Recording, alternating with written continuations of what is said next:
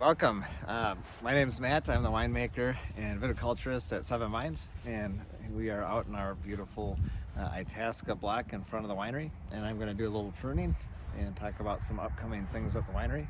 So just a real quick snapshot on the vine. What comes up from the ground, we call it trunk. As we turn that trunk over and it hangs on the wire, we call this the cordon.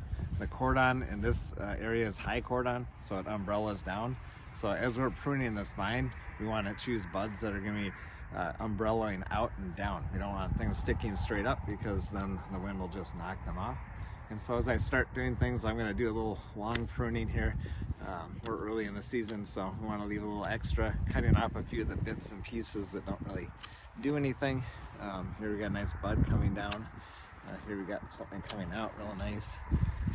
This is actually going to get cut off back to there. As you can see, as we're doing this process, we're removing a lot of material, and that's not a bad thing necessarily. We're focusing all that energy into these buds, and each of these buds can produce up to 2 clusters of fruit.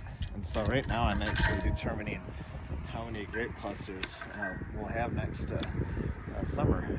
So this is kind of the beginning of our process. And so now we've got a nice beautifully pruned cordon, and ironically, we're about to be moving some of the Itasca port that came from these vines, so the 2021 Itasca port, in a barrel.